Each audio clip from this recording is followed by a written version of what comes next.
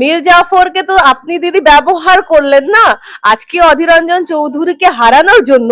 আপনার মীর জাফরটাই বলছে যে কিভাবে ওনাকে ব্যবহার করা হলো, গঙ্গায় ভাসিয়ে দেবে হিন্দুদের লাশ, সেটা যখন বললো তখন আপনি তাকে সাসপেন্ড করলেন না। তখন আপনার আর বিজেপির মিলিভাগাতে আপনাদের উদ্দেশ্য ছিল অধীর রঞ্জন চৌধুরীকে হারানো, আর আজকে আপনি বলছেন উনি মীর জাফর। তো নিজে একজন মীর জাফর আপনি তৈরি করেছেন, আর সব থেকে বড় মীর জাফর হলেন আপনি। কারণ আপনি মানুষের সাথে, বাংলা মানুষের সাথে গাদ্দারি করেছেন। বাংলা মানুষ আপনাকে মন্দির বা মসজিদ তৈরি করার জন্য আনেনি, বাংলা মানুষ এখানকার শাসন ব্যবস্থা, এখানকার মানুষের ব্যবস্থার উন্নয়নের জন্য এনেছিল।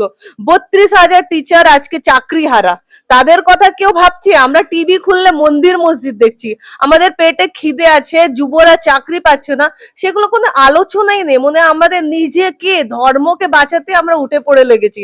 কোনো আল্লাহ আর কোনো ভগবানকে বাঁচানোর জন্য হুমায়ুন আর দিদির মতন লোকের দরকার নেই। আল্লাহ আর উপরালা অনেক বড় জিনিস, সেখানে এদের দোকান শুধু আর শুধু এদের দোকানদারি, মানুষের জন্য বা ধর্মের জন্য এরা কিছু করেন না।